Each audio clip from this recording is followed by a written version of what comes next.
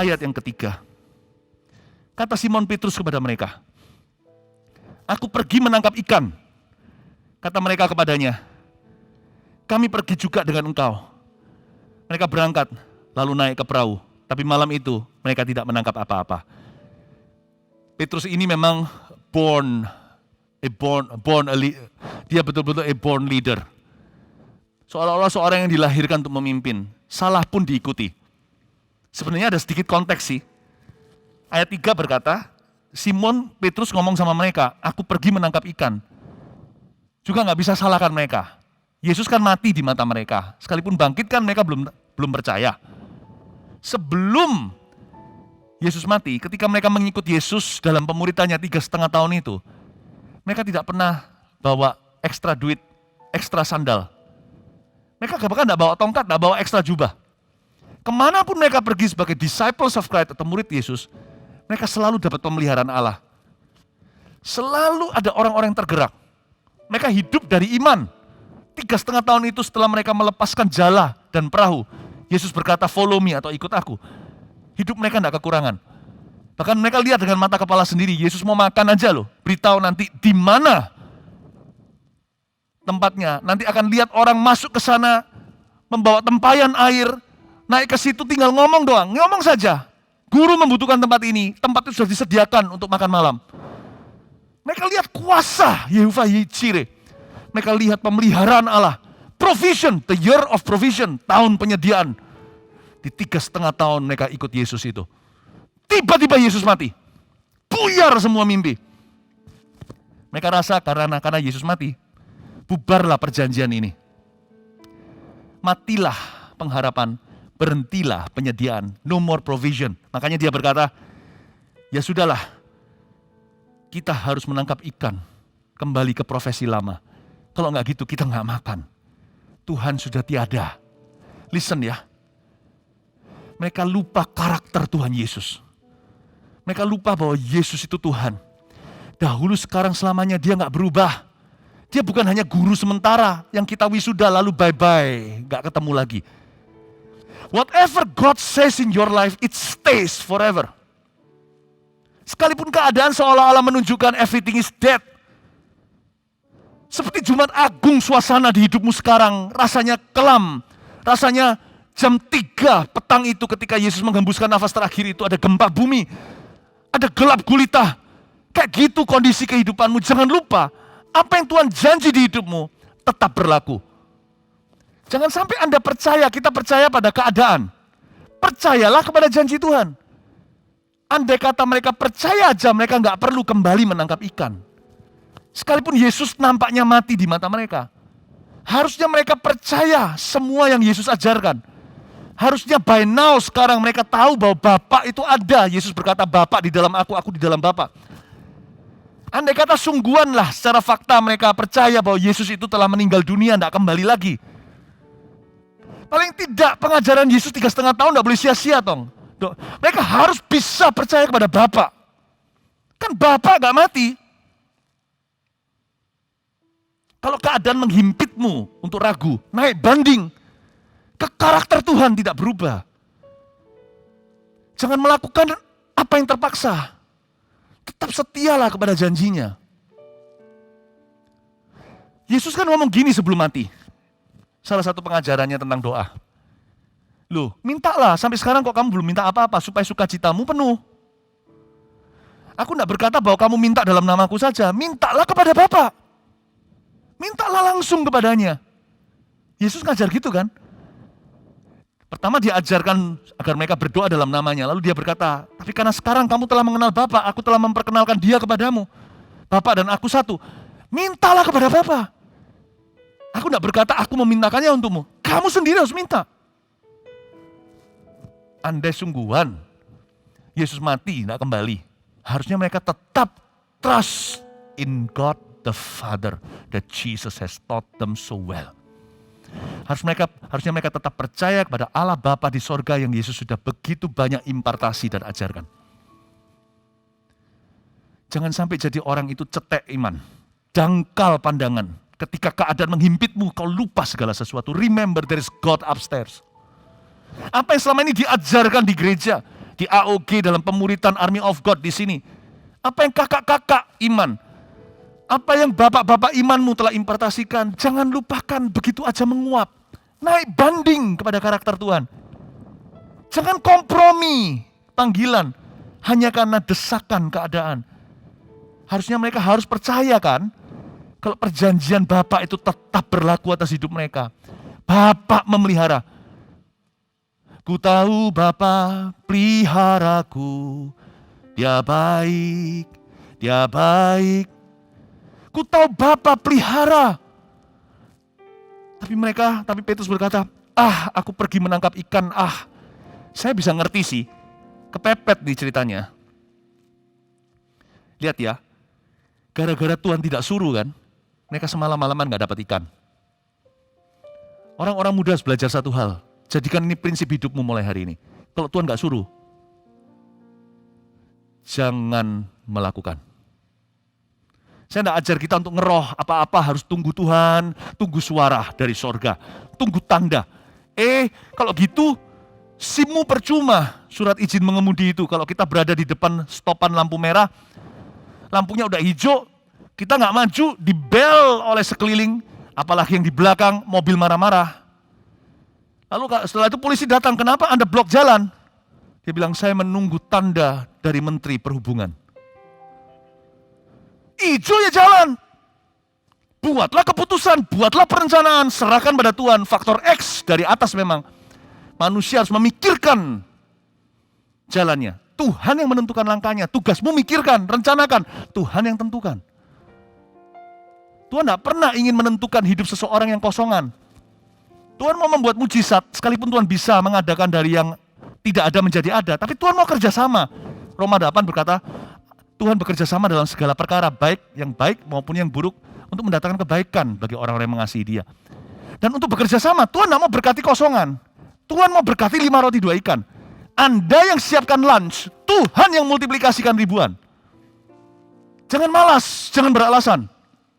Jangan tunggu tanda dari Menteri Perhubungan. Kenali kehendak Tuhan, apa yang tertulis sudah jelas. Yang tidak tertulis nanti dituntun satu persatu.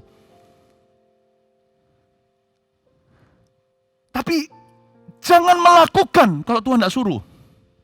Saya suka kata melakukan. Kalau dalam bahasa Surabayanya atau bahasa Jawanya nih, ada kata melaku dalam melakukan. Agak maksa sih. Kalau bahasa Jawanya melaku itu kan jalan. Kalau Tuhan tidak suruh, gua nggak jalan. Percuma nggak dapat ikan soalnya. Semua bertanya kenapa semalam-malam nggak dapat ikan. Tuhan nggak suruh kok. Coba Tuhan suruh. Ketemu. Yang mustahil pun ketemuan. Petrus masa lupa. Harusnya dia ingat dalam memorinya. Tuhan suruh dia pergi ke Danau Galilea. Lemparkan senar pancingan kailnya akan kena pada ikan pertama. Dan ikan itu ada koin di dalam mulutnya. Dia nggak pergi 2 kali. Dia nggak coba-coba. Tidak ada trial dan error dalam perintah Tuhan. Diambil koin itu, bayar pajak untuk dia dan gurunya. Kali ini, karena Tuhan tidak suruh, dia pakai usaha manusia dan kekuatan sendiri dan pengalamannya sebagai nelayan seumur hidupnya. Percuma. Jangankan ikan, plankton aja, cacing aja nggak gigit kailnya. When God doesn't say so, don't do so. The smartest thing to do is not to do anything. Kalau kita dicari gara-gara sama orang, Tuhan nggak suruh kita balas, jangan balas. Lebih baik saya diam bengong daripada saya membalas. Lebih baik saya bengong dalam perintah Tuhan, nggak tahu mau apa, lebih baik kalau saya nggak tahu mau apa, lebih baik saya nggak ngapa-ngapa. Zero is better than minus. Saya tidak mau mengurangi diriku dari rencana Allah. Lebih baik saya tidak berbuat apa-apa, diam dan ketahuilah bahwa aku adalah Tuhan. Be still and know that I am God. Sebuah prinsip rohani harus dipegang oleh orang-orang muda. Dalam memilih segala sesuatu dalam hidupmu. Dalam menentukan jalur dan mengambil keputusan. Remember this principle. Ayat 3 sekali lagi saya baca. Kata Simon Petrus pada mereka, aku pergi menangkap ikan. Ini kan keluar dari rencana pribadinya. Petrus tidak berkata, bukan kehendakku tapi kehendakmu yang jadi. Kali ini, kejadian, dia mengusahakan kehendaknya. Lihat kalau Tuhan tidak sertai, nil hasilnya. Aku pergi menangkap ikan, kata mereka kepadanya. Kami pergi juga dengan engkau. Mau didukung sekampungan juga percuma. Semua pulang, nol besar. Kalau Petrus sendiri, nol kecil. Bedanya apa nol besar dan nol kecil? Sama nolnya. Jikalau bukan Tuhan yang membangun rumah, sia-sialah. Bedanya apa sia-sia sendirian sama sia-sia bersama? Sama-sama sia-sianya. Sia-sia pakai huruf besar S-nya dengan huruf kecil. Sami mawon, sama saja. Aku pergi menangkap ikan, kata mereka kepadanya. Kami pergi juga dengan kau. Mereka berangkat lalu naik ke perahu. Tapi malam itu, mereka nggak menangkap apa-apa. Kalau Tuhan nggak suruh, siap-siap gigit jari. Tanya sama Tuhan, Tuhan, kau mau aku jadi apa? Lalu belajar peka. Tiba-tiba ada kerinduan, keinginan, passion, gairahmu di mana? Komitmenmu di situ. Kalau Tuhan nggak suruh, jangan jadi pengusaha. Kalau Tuhan nggak suruh, jangan jadi pendeta. Kalau Tuhan nggak suruh, jangan pacaran dulu, ceritanya begitu. Mesti doa, bukan hanya asal jatuh cinta.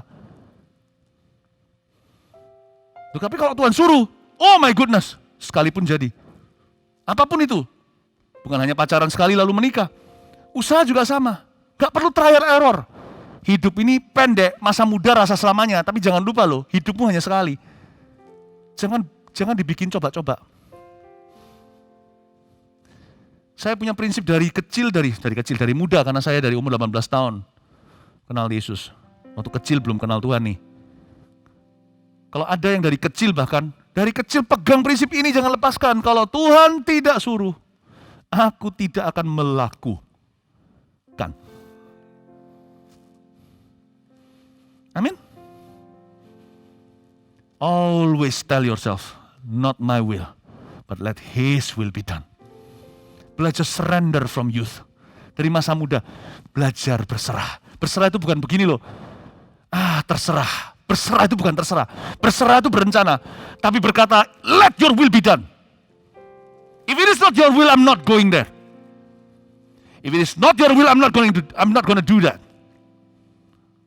Saya belajar dari sejak saya belasan tahun mengikuti kehendak Allah. Tuhan bilang sama saya, ke Ungaran. Tawaran saya waktu itu pelayanannya ke Eropa. Pekerjaan maksudnya. Tapi Tuhan bilang sama saya pulang ke Indonesia. Meskipun waktu itu samar-samar saya ragu apa Tuhan atau tidak. Saya ngomong sama Tuhan, kalau sampai saya salah mendengar, buatlah kesalahanku sebuah keindahan. Karena tidak ada tertulis di Alkitab, Philip ke Eropa atau ke Jawa Tengah atau ke Indonesia.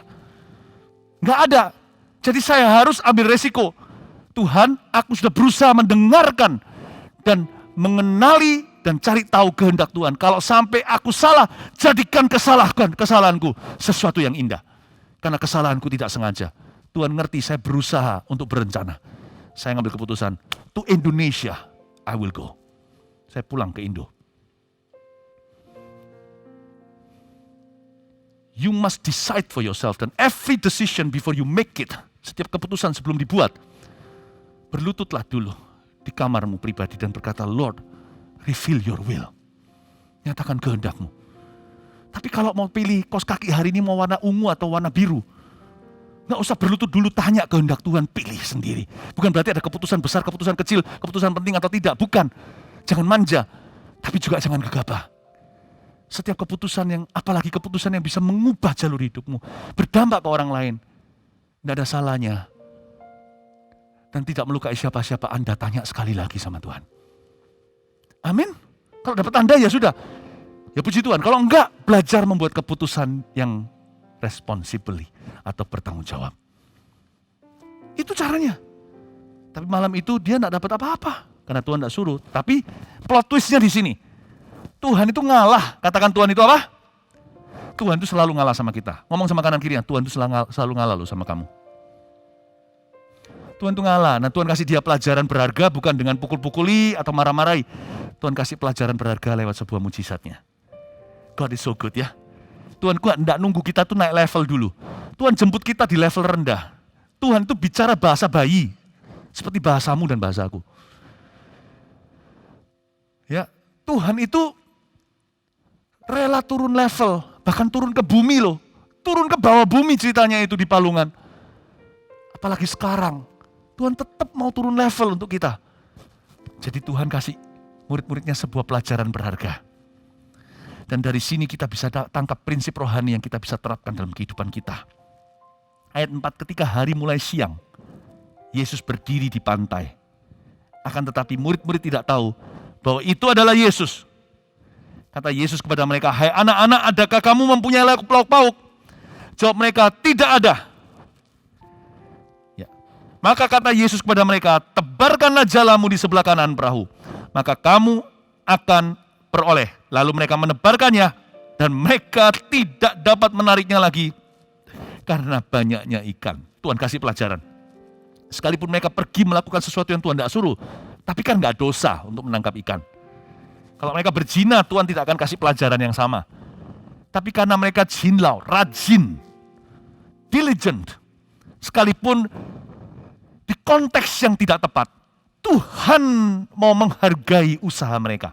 Our God is good. Even when it is outside His will, He still has the best will for His children. At least the best intention. Sekalipun itu di luar kehendaknya hari itu mereka memancing ikan, tapi Tuhan tetap punya kehendak yang baik untuk mereka. Dia punya maksud itu selalu mulia.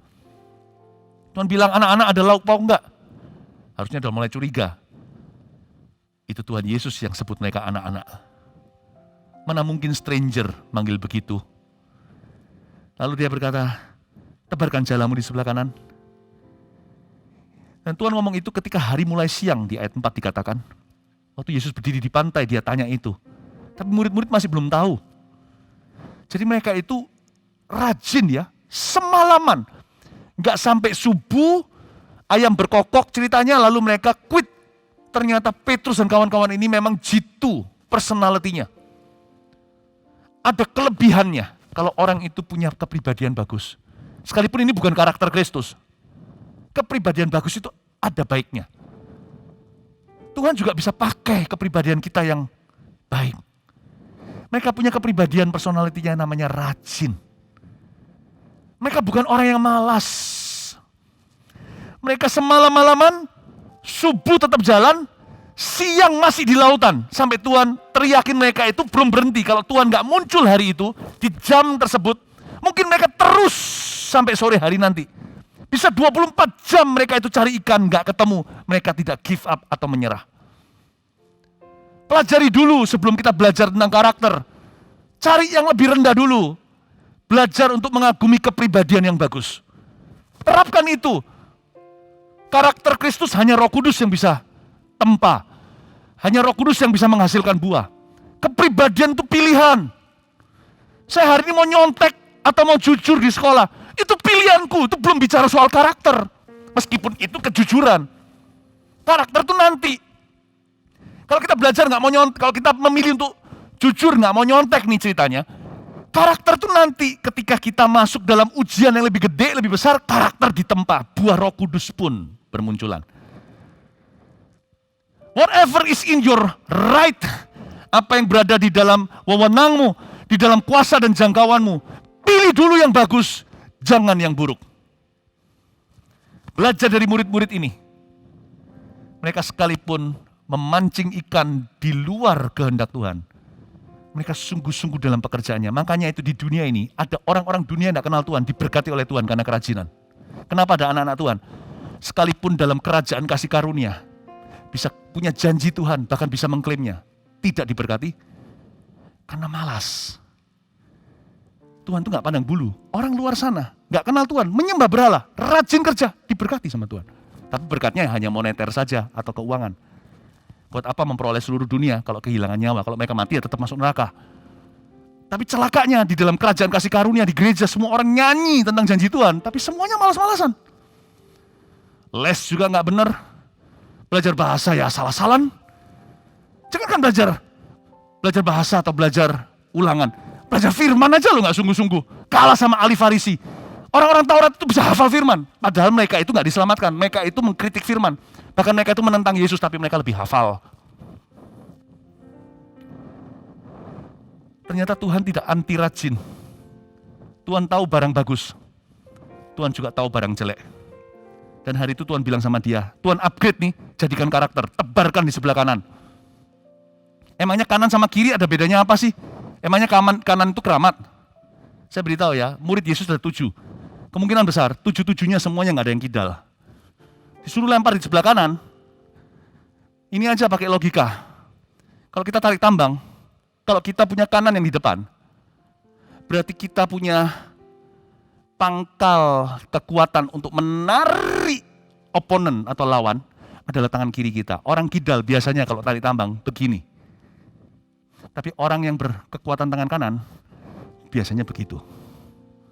Kalau yang di belakang sendiri, dia pastikan tangan kanannya yang menjadi pusat kekuatan. Dilempar ke tangan ke sebelah kanan perahu, berarti mereka semua terpaksa kidal.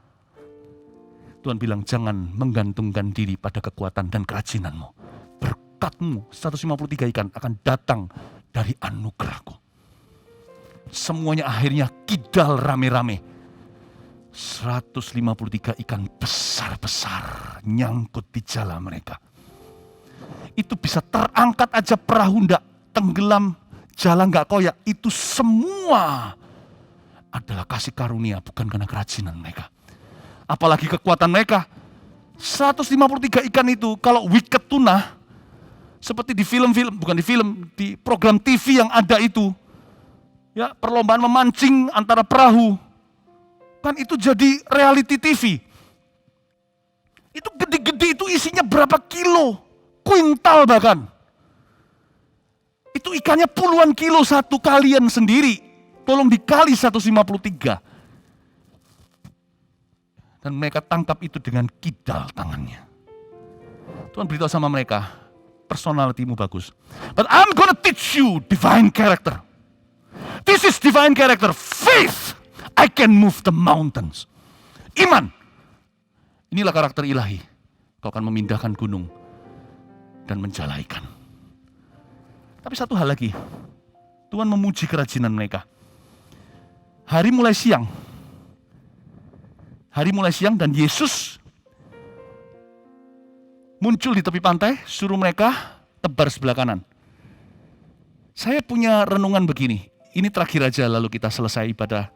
Saya cut short, ayat-ayat yang lainnya lain kali saya bahas. Saya ingin Anda untuk fokus ke sini. Saya rasa ini yang Roh Kudus mau di ibadah ini. Semalam-malaman mereka nggak nangkap ikan, siang harinya mereka nangkap 153. Jangan pernah berkata malamnya sia-sia. Kalau tidak ada malamnya kerajinan itu, mungkin Tuhan tidak akan tergerak. Gara-gara malam itu, ada 153. So if you want to count their success, count from their beginning from their fruitless, fishless night. Kalau kita mau menghitung suksesnya murid-murid 7 ini, hitunglah dari malam tak berbuah itu. Malam tak berikan apa-apa atau malam yang tidak berhasil sama sekali. Jangan terlalu dini berkata, hidupku tidak berhasil. Aku udah berubah, aku udah bisa apa-apa. Jangan tergesa-gesa. Itu bagian dari suksesmu. Justru gara-gara semalam-malaman mereka itu bekerja, mata Tuhan melihat kemana-mana menjelajah dunia. Yesus kan sudah dalam tubuh kemuliaan. Belum lagi dia anak Allah, dia tahu segala sesuatu. Yesus tahu mereka semalam-malaman berusaha. Makanya Yesus, mungkinkah Tuhan Yesus diam-diam dalam hati berkata, nanti siang, I will reward them. Aku akan memberi mereka upah kerajinan. Disiapkan 153 ikan. Dengan catnya Tuhan, ada labelnya di sana 153 dalam bahasa Ibrani itu. Terdengar seperti kalimat, I am God. Seperti bahasa Chinese ya. Orang yang suka fajai, orang Chinese suka sekali angka 8. Padahal 8 itu dalam bahasa Chinese, pa, bukan fa. Pa, bukan fa. Tapi mirip kan? Orang Chinese juga suka 3, san. Karena kemenangan itu sen, dosen. Orang Chinese gak suka 4, se. Tapi mati itu se. Lain loh ya, se itu 4. Se itu mati. Nah 153 dalam bahasa Ibraninya itu mirip dengan ini. I am who I am. I am God. Tuhan bilang aku akan memberi mereka upah nanti siang. Mereka semalam-malaman cari ikan gak dapat. Kasihan. Dikasih 153 ikan. I know Tuhan itu memberikan dengan kedaulatan. Tapi ada satu hukum yang juga benar, yang harus kita hargai. Bahwa Allah cinta kerajinan kita. Sekalipun Tuhan itu memberi berdasar kedaulatan, seringkali berkat yang terbaik Tuhan berikan kepada orang yang berbuat paling banyak. Aneh ya, kenapa Maria yang dipuja saja? Maria itu luar biasa, saya kagum sekali, luar biasa. Saya kagum sama orang ini. Tapi Marta sama luar biasanya loh. Gak ada Marta gak beres tuh kerjaan. Listen very carefully. Ya. Tuhan itu sekalipun memberi dengan kedaulatan, tapi seringkali Tuhan memberikan berkat terbesar kepada orang yang berbuat paling banyak. Dengan prinsip yang sama di masa pandemi, gereja kita rajin, syuting online, perbaiki sistem, meeting, doa banyak, puasa, sampaikan firman, persiapan, ibadah onsite jadi jalan, online tetap juga kita seriusi. Sehingga 200% komitmen kita. Kalau ada yang bertanya, kenapa gereja kita bertumbuh selama pandemi? Kasih karunia Allah. Tapi juga karena Allah memberikan berkatnya terbesar kepada gereja yang melakukan paling banyak selama pandemi. So, jangan iri dengan saudaramu kalau dia diberi sukses sama Yesus. Karena dia sungguh-sungguh mempersiapkan diri, mempersiapkan hati. Dia belajar sungguhan, meskipun ujungnya setelah kita sukses, gak boleh kita berkata karena aku belajar. Murid-murid ini loh, terakhir Tuhan ajari karakter, tebarkan di sebelah kanan. Tuhan mau beri mereka sebuah pelajaran yang tak akan mereka lupa. Bukan kerajinanmu yang akan membawa ikan itu masuk ke jala. Buktinya kamu rajin pun semalam-malaman tidak dapat apa-apa karena aku tidak suruh kamu.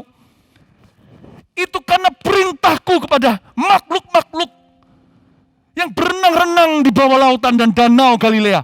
Masuklah ke jala Petrus, masuklah ke jala Didimus, masuklah ke jala 2 murid yang anonimus. Karena aku suruh, bukan karena kamu rajin, maka mereka nurut padaku. Bukan karena terharu dengan kerajinanmu. Mereka berlomba-lomba 153 ikan. Senggol-senggolan siapa dulu untuk mati bagi Kristus demi jadi bagian daripada story ini. Itu ikan semuanya kan meninggal. Dan semuanya akhirnya mati, ditarik ke daratan. Mereka berlomba-lomba karena mereka merasa terhormat menjadi bagian dari Injil. Karena aku bukan kerajinanmu. Listen, ujungnya, kalau Tuhan memberi kita banyak dan berkat terbesar dibanding saudara-saudaramu yang lainnya, atau gereja-gereja yang lainnya, atau perusahaan-perusahaan yang lainnya, jangan pernah kita bangga dan berkata itu karena saya, itu karena aku rajin. Ikan tidak terharu dengan kerajinanmu, karena Tuhan yang suruh. Tapi di antara prinsip yang terjepit atau terhimpit di tengah-tengah antara pintu awal alfa kasih karunia dan pintu akhir omega kasih karunia pula atau anugerah, di tengah-tengah itu kita tetap harus rayakan sebuah kebenaran yang sama absahnya, sebuah hukum yang berlaku bahwa Tuhan rewards, bahwa Tuhan itu memberi upah kepada orang yang menabur sungguh-sungguh. Orang yang berbuat banyak, berkat terbesar seringkali dikasihkan kepada tempat itu, kepada orang itu, kepada gereja itu. Andai kata mereka menangkap 153 ikan malamnya, mungkin siang harinya yang mereka tangkap adalah 1530. I am God dengan titik-titiknya dilanjutkan dan 00 di belakangnya. Tapi karena mereka tidak tangkap apa-apa, Tuhan masih dan berkata, kerajinan begini harus di reward, harus memperoleh upahnya. Dia panggil seluruh malaikat, perintahkan pada ikan yang di bawah sana, tangkaplah basah-basah, karena ingkat itu kan memang tertangkap oleh jala. Tangkaplah 153, karena mereka tidak tangkap apa-apa. Kasih mereka tanda tanganku, ini parafku, I am God. 153. Andai kata mereka tangkap 153 malam sebelumnya, mungkin 1530. Who knows? Siapa yang tahu? Tapi yang pasti, satu hal ini yang saya sadari. Satu hal ini aku tahu. God doesn't overlook diligence. Tuhan tidak pernah mengabaikan dan tutup satu mata, pura-pura tidak tahu ketika kita rajin melakukan apa yang baik dan benar di mata Allah. Siapa menabur, dia akan menuai. Kalau Tuhan visit atau mengunjungimu, dia mau melihatmu sedang sungguh-sungguh bekerja dan mempersiapkan masa mudamu untuk dipakai olehnya. Niscaya, dalam nama Yesus, by grace alone, oleh karena kasih karunia, hidupmu tidak akan rata-rata. Percayalah, masa depan penuh pengharapan menanti Aogeers yang sungguh-sungguh mempersiapkan hatinya hari ini. Kasih tepuk tangan untuk Tuhan Yesus. Mari kita semua bangkit berdiri. Oh haleluya, Joel, siapkan satu lagu. Thank you Jesus. Are you blessed? Are you blessed? Simon Petrus, are you blessed? Nathanael, are you blessed? Yakobus, Yohanes Yakobus, are you blessed? Yes? Murid-murid Yesus yang diberkati Tuhan, kasih tepuk tangan untuk Tuhan sekali lagi.